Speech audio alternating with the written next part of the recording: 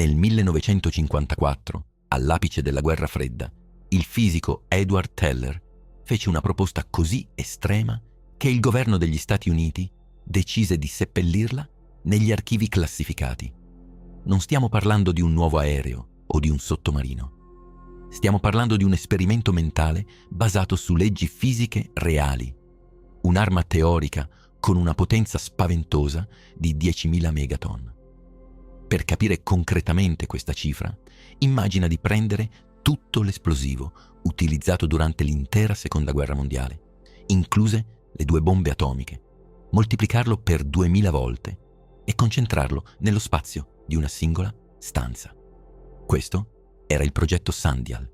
Sembra fantascienza pura, il delirio di uno scienziato ossessionato dalla potenza. Ma i principi termodinamici che lo renderebbero possibile sono terribilmente reali. Oggi esploriamo un'applicazione estrema della fisica nucleare. Ci addentriamo nel confine esatto dove la scienza teorica incontra la distruzione totale. E la prima domanda che dobbiamo porci è: quanto è grande fisicamente un'esplosione da 10.000 megaton? Per comprendere l'abisso in cui stiamo guardando, dobbiamo usare un termine di paragone. Avviciniamo la camera alla bomba nucleare più potente mai detonata nella storia umana. La famosa Tsar bomba sovietica del 1961. Quell'ordigno sprigionò un'energia di 50 megaton, creando un'onda d'urto che fece il giro del pianeta per 3 volte consecutive. Fu un evento apocalittico. Ora, immagina che l'energia della Tsar bomba sia grande quanto una semplice palla da biliardo sul tavolo davanti a noi. Se manteniamo questa proporzione esatta, il progetto Sandial non sarebbe un'altra palla da biliardo. Sarebbe un'enorme mongolfiera alta decine di metri che schiaccia l'intero edificio in cui ci troviamo. Stiamo parlando di una scala di energia talmente vasta che il cervello umano fatica a processarla intuitivamente. È un salto quantico nella capacità distruttiva. Ma c'è un motivo preciso per cui nessuno ha mai costruito un ordigno del genere. E non è solo una questione di etica o di politica. C'è un ostacolo insormontabile nascosto proprio nelle regole fondamentali dell'universo. Il problema è noto come limite di efficienza o problema della predetonazione disassemblaggio. Disassembly. Potresti pensare che per fare una bomba più grande basti semplicemente aggiungere più materiale nucleare, più uranio o più litio al nucleo. È un ragionamento logico, ma la fisica delle alte energie non funziona in questo modo. È un po' come cercare di accendere un falò grande quanto una montagna usando un singolo fiammifero. Prima che il calore riesca a propagarsi per bruciare la legna in cima, l'esplosione del materiale alla base fa letteralmente volare via il resto della struttura. Quando inneschi una reazione nucleare, l'energia si sprigiona in milionesimi di secondo. Questa energia furiosa riscalda il combustibile circostante, ma lo fa espandere e disperdere violentemente, prima che abbia il tempo di fondersi e contribuire all'esplosione. L'arma si smonta da sola, prima di funzionare a pieno regime. E più materiale aggiungi, più questo effetto di autodistruzione prematura diventa incontrollabile. La materia stessa si ribella a questa concentrazione estrema di potere. Questo fenomeno crea quello che i fisici chiamano il limite del raggio critico. All'interno di una bomba termonucleare, l'energia viaggia principalmente sotto forma di raggi X. Questi raggi si muovono alla velocità della luce, trasportando un calore inimmaginabile. Pensa a una gara tra un aereo a reazione e un corridore centometrista. I raggi X sono l'aereo a reazione, mentre l'onda di reazione nucleare è il corridore. I raggi X sorpassano istantaneamente l'onda d'urto, colpiscono il combustibile freddo che si trova più avanti e lo vaporizzano all'istante, distruggendo la pista prima che il corridore possa farci un solo passo. Il nucleo collassa nel caos.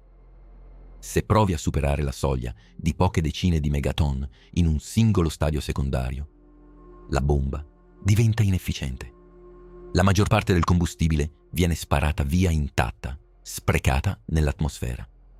Edward Teller conosceva perfettamente questa barriera imposta dalla natura. Ma la sua mente geniale trovò una scappatoia matematica impressionante. La soluzione teorica proposta per il progetto Sandial era la follia dei multistadi. Invece di provare a bruciare una montagna di materiale tutto in una volta, Teller immaginò di incatenare le esplosioni una dopo l'altra. Il trucco era usare i raggi X della prima esplosione non per distruggere, ma per comprimere e innescare un secondo stadio più grande. E poi usare il secondo per innescare un terzo, e così via. Immagina una fila infinita di tessere del domino, dove ogni stadio che si attiva è una detonazione nucleare che innesca una reazione da 10 a 100 volte più potente della precedente nel passaggio da megaton a gigaton.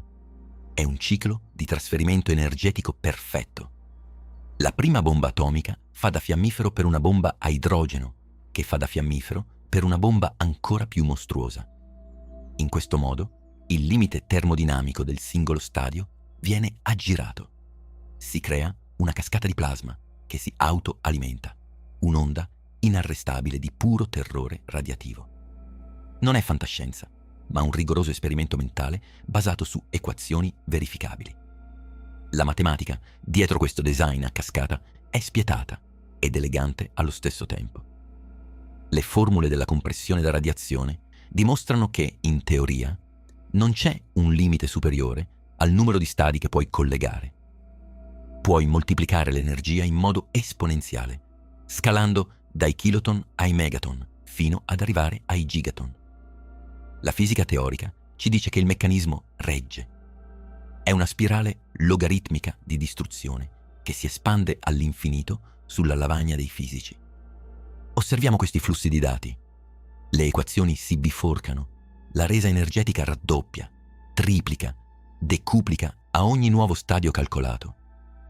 Ma c'è una profonda differenza tra le eleganti formule scritte col gesso e la brutale realtà dell'ingegneria dei materiali.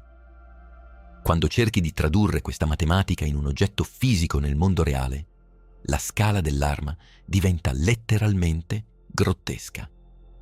Quello che stiamo per vedere è un ragionamento scientifico. Cosa succederebbe se provassimo a costruire fisicamente il Sandial? Per contenere 3, 4 o 5 stadi termonucleari in sequenza, le dimensioni necessarie esplodono. Dimentica i missili balistici o i bombardieri strategici. Un'arma da 10.000 megaton non può essere lanciata né trasportata. Avrebbe un peso stimato tra le 1.600 e le 2.000 tonnellate, paragonabile a quello di un cacciatorpediniere leggero o di un grande impianto industriale, ma molto inferiore a quello di un grattacielo. Sarebbe un'installazione industriale gigantesca, radicata al suolo, probabilmente nascosta sotto una montagna per proteggerla da attacchi preventivi. Non un'arma da guerra tattica, ma un dispositivo del giorno del giudizio totalmente stazionario. E proprio questa struttura colossale introduce un paradosso ingegneristico che sembrava impossibile da risolvere. Un difetto fatale nascosto proprio nel cuore del gigante. Il problema tecnico è il choking, ostruzione, del canale di radiazione dovuto all'espansione del plasma delle pareti. Ma questo avviene su scala di nanosecondi, non millisecondi, e non impedisce teometallo pesante in una frazione di millisecondo. Il piombo si trasforma in un plasma denso che ostruisce il passaggio, bloccando l'onda di compressione. Il gigante di metallo si soffoca da solo con i suoi stessi detriti fusi, impedendo alla reazione finale di avvenire.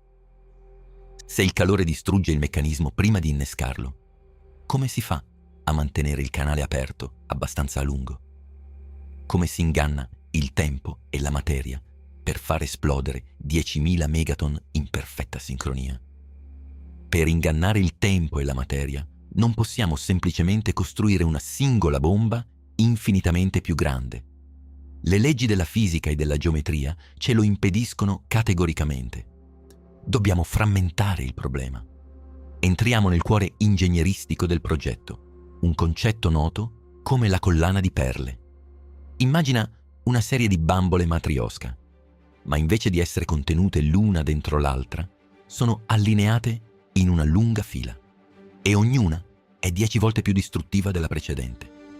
Questo è il design a stadi multipli. Iniziamo con un nucleo primario a fissione, che serve solo da innesco per un nucleo secondario a fusione. Ma non ci fermiamo qui. Aggiungiamo un terzo stadio, poi un quarto, poi un quinto. È una reazione a cascata concatenata. Non stiamo costruendo un'arma, stiamo orchestrando una sequenza di soli artificiali che si accendono uno dopo l'altro nel vuoto. Ogni stadio esplode e fornisce l'energia necessaria per innescare lo stadio successivo. Ma questa mostruosa reazione a catena è sospesa in un equilibrio delicatissimo. Come facciamo a trasportare l'energia di un'esplosione nucleare da uno stadio all'altro senza che la struttura stessa vaporizzi all'istante? È qui che entra in gioco il canale di radiazione. Pensa a un cavo di fibra ottica che trasporta i dati di internet attraverso gli oceani, facendo rimbalzare la luce sulle pareti interne. Qui la nostra luce è un'onda letale di raggi X termici e il nostro cavo è un tunnel perfetto rivestito di metalli pesanti come oro o uranio. I raggi X viaggiano alla velocità della luce, rimbalzando contro le pareti di questo corridoio. Il calore è così estremo che le pareti fondono istantaneamente, trasformandosi in un plasma denso. Ma i raggi X sono più veloci. Corrono in avanti, superando il collasso del tunnel per una frazione infinitesimale di nanosecondo. È una vera e propria corsa contro le leggi della termodinamica. L'energia riesce a raggiungere il nucleo successivo appena prima che il canale si chiuda per sempre. Ma raggiungerlo non basta. Quando l'oceano di raggi X investe lo stadio successivo, inizia la fase di compressione a valanga. È come schiacciare una palla di neve tra le mani, ma usando la forza d'impatto di un treno merci lanciato a folle velocità. L'involucro di plastica che circonda il nucleo assorbe i raggi X, si trasforma in plasma ed esplode verso l'esterno.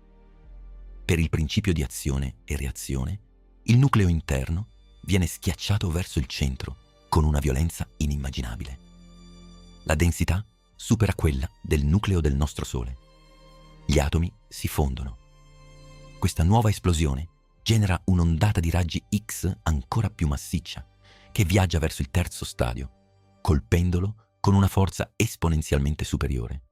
È un moltiplicatore di potenza inarrestabile. Il primo stadio sprigiona chilotoni, il secondo megatoni, il terzo centinaia di megatoni. La curva dell'energia diventa verticale.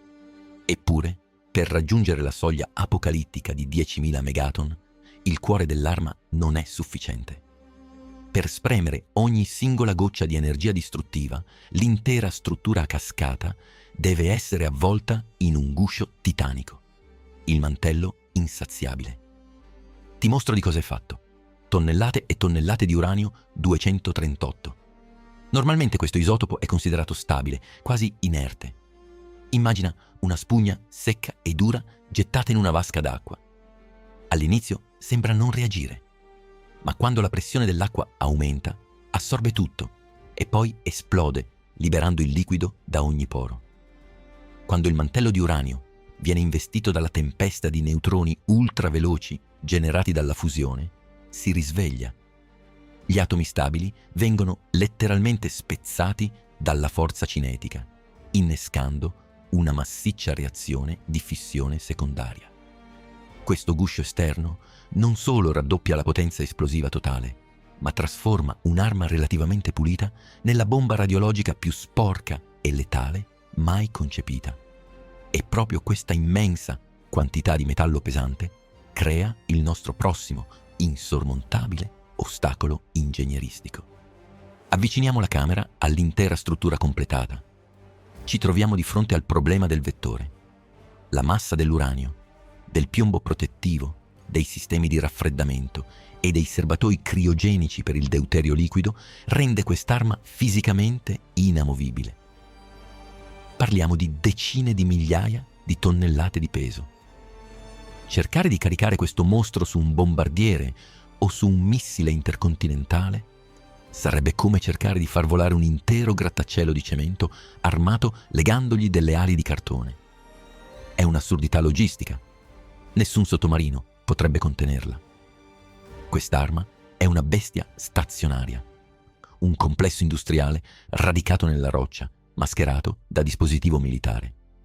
E questo solleva un paradosso strategico terrificante. Se un'arma è così pesante da non poter essere lanciata sul territorio nemico, come puoi sperare di usarla per vincere una guerra? La risposta che i teorici formularono in quegli anni fu di una spietatezza e di una follia semplicemente agghiaccianti. Benvenuti nella teoria della bomba da cortile. Se la tua arma sprigiona 10.000 megaton, il suo raggio di distruzione termica e la quantità di polvere radioattiva sollevata sono così vasti che la posizione esatta della detonazione perde di significato. Pensa a un uomo che per difendersi da un ladro lontano decide di riempire la propria cantina di dinamite, pronto a far saltare in aria l'intero quartiere. Costruisci l'arma sul tuo stesso suolo, la seppellisci in profondità sotto una catena montuosa o nel mezzo di un deserto isolato. Se il nemico osa attaccarti, tu non lanci un missile di risposta. Tu detoni l'arma proprio lì, nel tuo territorio. L'onda d'urto atmosferica e il conseguente inverno nucleare globale distruggerebbero il nemico dall'altra parte del pianeta in modo altrettanto implacabile. È l'apice della distruzione mutua assicurata. Prendere in ostaggio l'intera biosfera terrestre dal proprio giardino di casa. Ma per innescare questo meccanismo serve un cervello elettronico infallibile. Il sistema di innesco di questa bestia è un incubo di ingegneria di precisione. Per comprimere il primo nucleo primario in modo perfettamente simmetrico, migliaia di detonatori devono esplodere simultaneamente. Parliamo di una sincronia misurata in frazioni infinitesimali di microsecondo.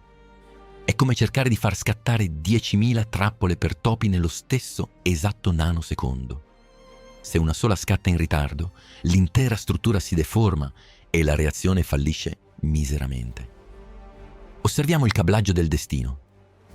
Cavi di lunghezza identica, calcolati al millimetro, si diramano come un sistema nervoso metallico verso ogni singolo esplosivo.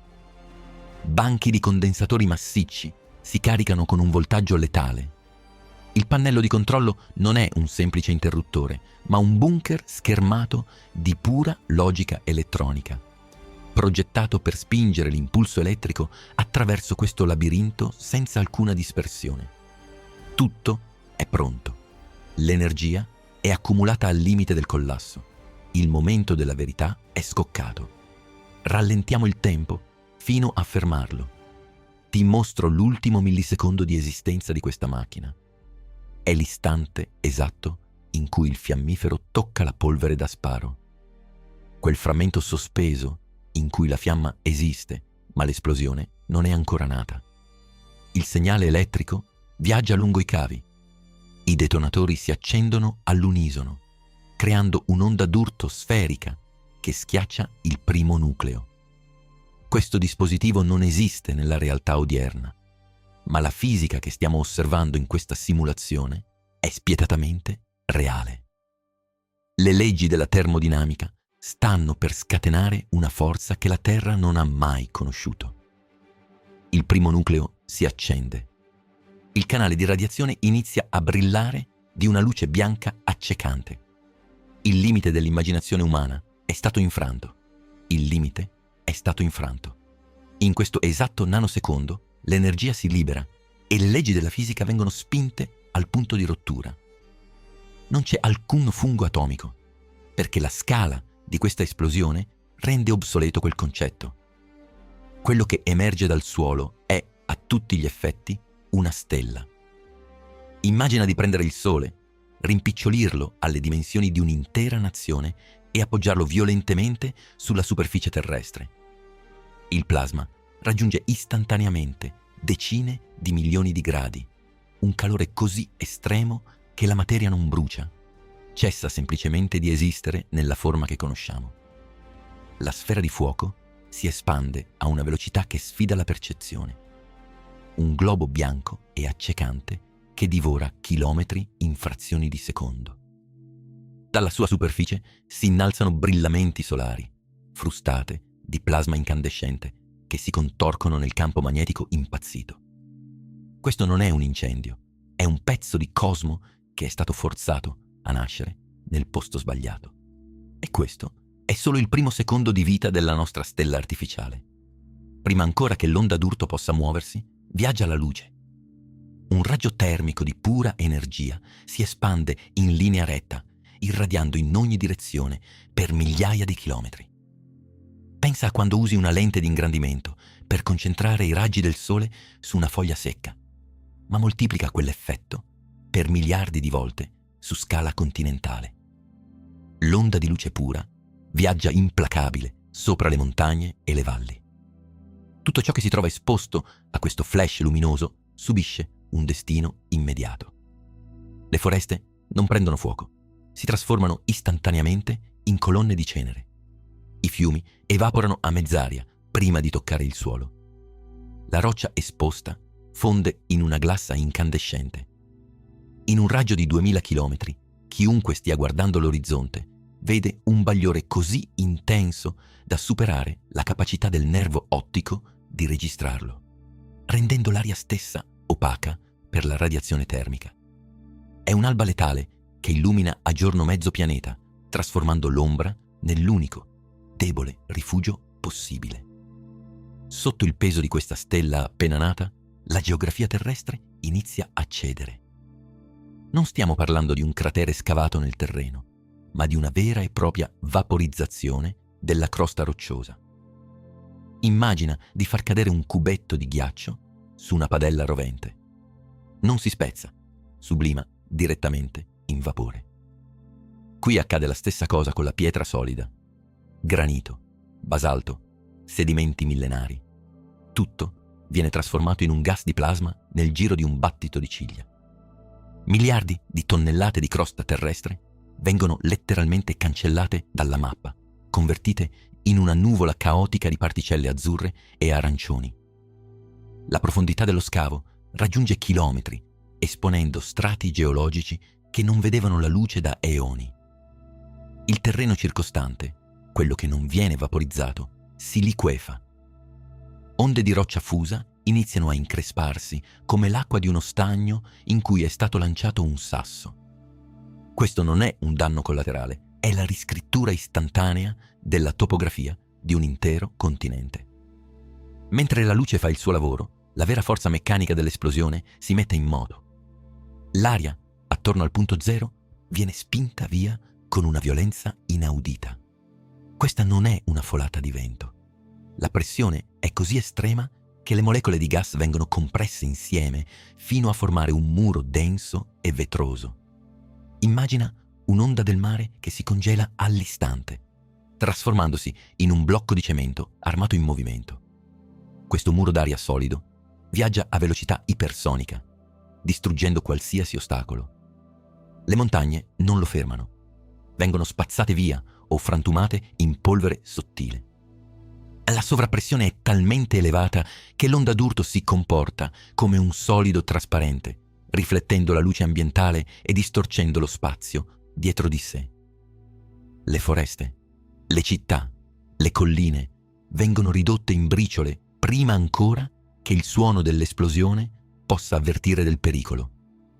È una falce invisibile che rade al suolo la superficie terrestre, lasciando dietro di sé una pianura perfettamente piatta, levigata dalla forza bruta. L'energia liberata è troppo vasta per essere contenuta orizzontalmente, così cerca la via di minor resistenza, verso l'alto. La sfera di plasma si innalza e lo fa con una potenza tale da bucare l'intero spessore della nostra atmosfera.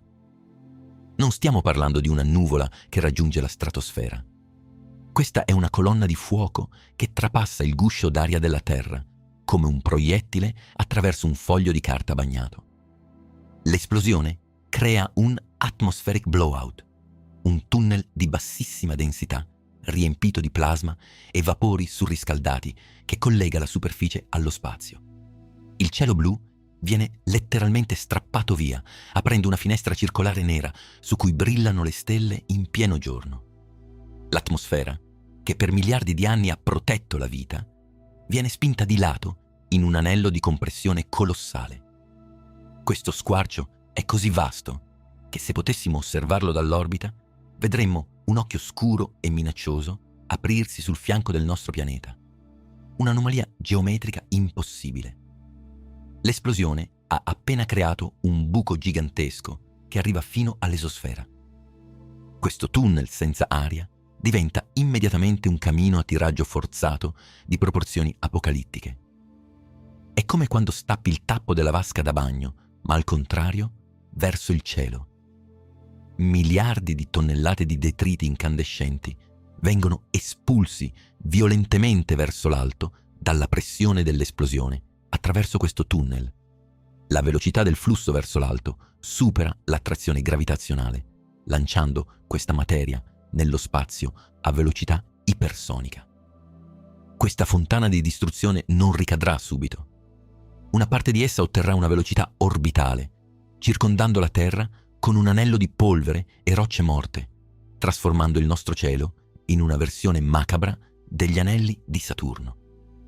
Il resto dei detriti pioverà nei giorni successivi, trasformandosi in una grandinata globale di meteore artificiali che incendieranno le atmosfere di continenti lontani. L'arma ha trasformato la Terra stessa in un cannone sparato contro il vuoto. Mentre il vuoto cosmico risucchia materia verso l'alto, la pressione superficiale crolla drasticamente attorno al cratere principale. L'aria fredda e densa, proveniente dalle regioni circostanti, si precipita per riempire questo dislivello barometrico. Si innescano venti ciclonici di proporzioni mai registrate, che convergono a spirale verso il centro luminoso a velocità superiori ai 600 km/h.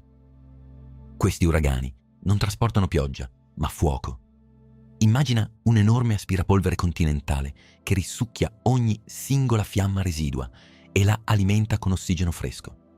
Si forma una tempesta di fuoco su scala regionale attorno al cratere, mentre l'incendio globale sarà innescato successivamente dal rientro dei detriti in atmosfera.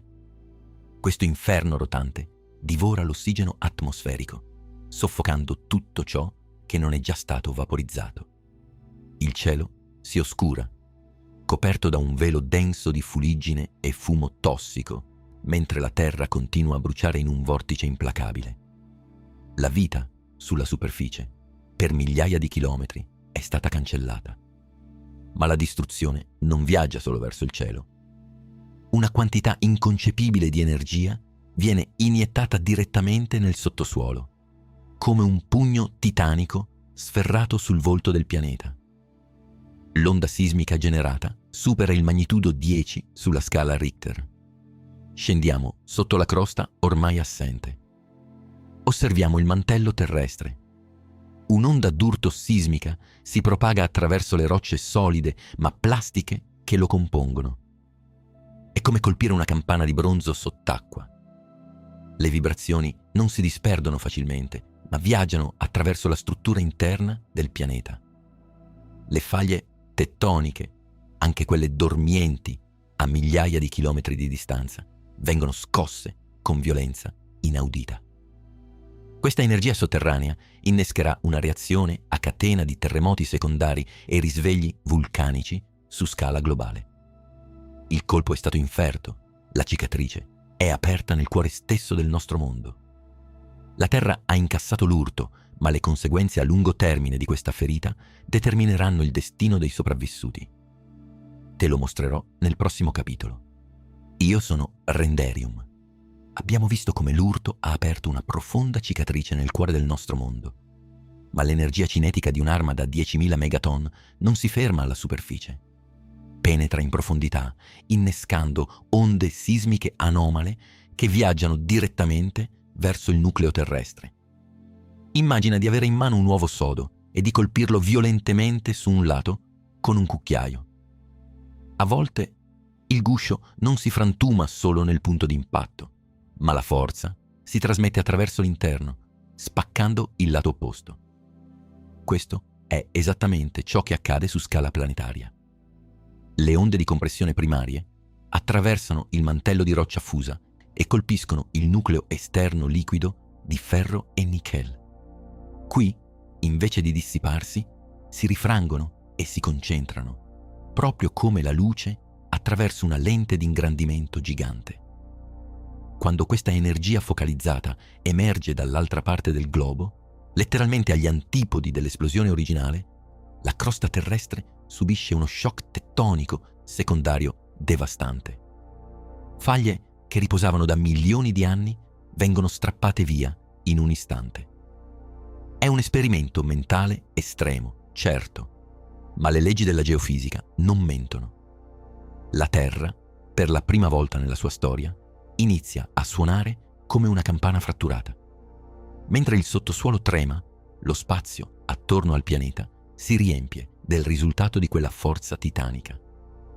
Milioni di tonnellate di roccia, crosta terrestre e detriti vaporizzati sono stati sparati verso l'alto a una velocità superiore a 11.000 metri al secondo. È la velocità di fuga. Immagina un cane bagnato che si scuote con violenza, scagliando gocce d'acqua in ogni direzione. Allo stesso modo, il nostro pianeta espelle letteralmente frammenti di se stesso nell'orbita bassa. Tuttavia, non tutto riesce a sfuggire all'abbraccio gravitazionale.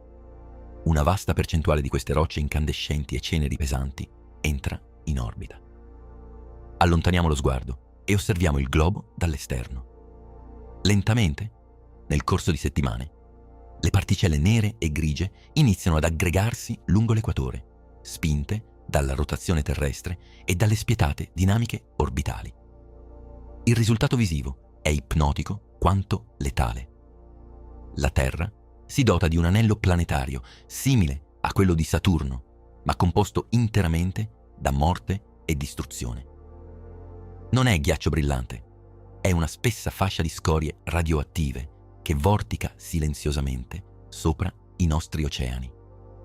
Un monumento nero che orbita attorno a un mondo che sta per cambiare per sempre.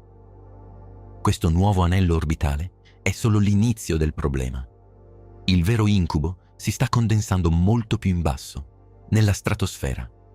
Qui l'esplosione ha iniettato una quantità incalcolabile di fuliggine e polveri ultrafini. A queste altitudini non ci sono nuvole o piogge in grado di lavare via l'aria. Pensa a quando guidi in autostrada e un camion davanti a te solleva una nube di fango nero sul tuo parabrezza. I fari funzionano ancora, il motore gira, ma tu sei istantaneamente cieco. Questo è ciò che accade al pianeta. Un muro impenetrabile di particelle carbonizzate avvolge l'intero globo. I fotoni solari, dopo aver viaggiato per 150 milioni di chilometri attraverso il vuoto, colpiscono questa barriera oscura e rimbalzano via, riflessi verso lo spazio. La luce non tocca più il suolo. Sulla superficie, il giorno si trasforma in una notte perenne e innaturale, illuminata solo dai vasti incendi continentali che ancora ardono sotto la coltre. È un'eclissi artificiale assoluta. E senza l'energia del nostro Sole a scaldare l'atmosfera, il sistema climatico terrestre entra in una fase di arresto d'emergenza. Senza l'apporto termico costante del Sole, l'inverno nucleare non è un processo lento o graduale. È un collasso brutale. Le temperature nelle zone interne dei continenti precipitano di 30 o 40 gradi centigradi nel giro di alcune settimane, mentre la temperatura media globale scende di circa 10-15 gradi. I continenti interni, lontani dall'effetto mitigatore degli oceani, congelano quasi istantaneamente.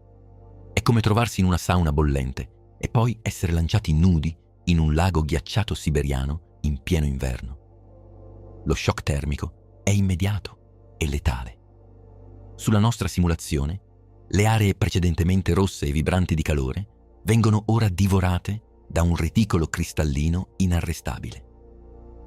La superficie dei fiumi gela rapidamente, ma i grandi corsi d'acqua impiegherebbero settimane o mesi per solidificarsi completamente fino al letto. Le piogge, cariche di cenere radioattiva, si trasformano in una neve nera e tossica che ricopre le metropoli silenziose.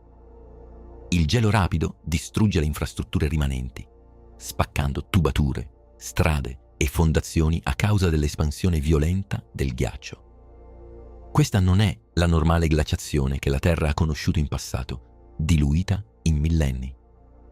È un congelamento lampo, un arresto cardiaco climatico che trasforma il pianeta in una gigantesca cripta sferica. In questa oscurità gelida c'è un nemico ancor più grande del freddo per chi è sopravvissuto: la fame. Alla base della nostra intera esistenza c'è un processo delicato e meraviglioso: la fotosintesi. Senza luce, le piante smettono semplicemente di produrre energia. Immagina una metropoli immensa dove la rete elettrica salta quartiere dopo quartiere finché non rimane solo il buio assoluto e il silenzio. La flora globale fa esattamente questo. Avviciniamoci.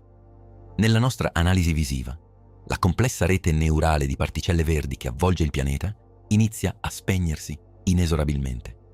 I nodi si oscurano, uno a uno. Prima collassa il fitoplancton negli oceani, la vera e invisibile base della catena alimentare marina. Poi le grandi foreste e le coltivazioni agricole appassiscono, uccise dal gelo estremo e dalla mancanza di fotoni. Senza i produttori primari, gli erbivori muoiono a milioni in poche settimane. I carnivori li seguono poco dopo. È un effetto domino inarrestabile. L'arma non ha solo vaporizzato il punto di impatto originario, ha letteralmente staccato la spina dell'intero ecosistema terrestre. Eppure noi siamo ancora qui. Il cielo è azzurro e il sole scalda la nostra pelle. Perché? Perché perfino nell'epoca della paranoia atomica più acuta, la razionalità umana ha tracciato una linea invalicabile. Il progetto di Edward Teller era teoricamente realizzabile, i calcoli matematici erano esatti. La fisica, dietro a un ordigno del genere, è terribilmente reale. Ma costruire un'arma di tale portata sarebbe come cercare di disinfestare la propria casa dalle termiti usando una carica di dinamite in salotto. Risolvi il problema, certo, ma distruggi anche tutto ciò che volevi proteggere. Scienziati e vertici militari si resero conto che un'arma di questa scala non aveva alcun valore strategico o militare. Non puoi usarla per conquistare un territorio nemico, perché quel territorio cessa fisicamente di esistere. Non puoi usarla per difenderti, perché il contraccolpo climatico ucciderebbe anche il tuo stesso popolo in pochi mesi. Era il limite assoluto della follia strategica. Così, i giganteschi schemi di calcolo e le ambizioni smisurate furono lasciati dissolvere nel nulla. Torniamo alla realtà del nostro presente. Il nostro pianeta ruota silenzioso nel vuoto cosmico. Non ci sono anelli di cenere radioattiva all'equatore. Non ci sono croste fratturate da urti titanici, né oceani ghiacciati sotto un'eclissi artificiale. La Terra è una sfera intatta, viva, vibrante di azzurro profondo, di verde brillante e di nubi bianche e pulite. La differenza tra l'inferno teorico del progetto Sundial e la pace che respiriamo oggi è stata semplicemente una scelta. La scienza ci fornisce gli strumenti per piegare le leggi della natura, per liberare energie che sfidano l'immaginazione. Ma è la saggezza umana che decide come usare quegli strumenti. La tecnologia più potente che abbiamo mai sviluppato non è la fusione nucleare a cascata, ma la nostra capacità di dire no all'abisso quando vi guardiamo dentro. Questo mondo intatto è il risultato diretto di quella consapevolezza. Un delicato miracolo, sospeso nello spazio, salvato dalla nostra stessa decisione di non costruire l'impossibile. La conoscenza estrema porta sempre un fardello silenzioso. E da qualche parte, negli archivi segreti, quei calcoli riposano ancora. L'Apocalisse perfetta è solo un'equazione in attesa. Io sono Renderium e questa è la storia dell'arma che abbiamo scelto di non creare. Il viaggio non finisce qui. Esploreremo ancora i confini oscuri dove la fisica teorica incontra le fragilità del nostro mondo. Qual è il dettaglio di questa distruzione planetaria che ti ha colpito di più? Fammelo sapere nei commenti e iscriviti al canale per espandere la tua mente con il prossimo video.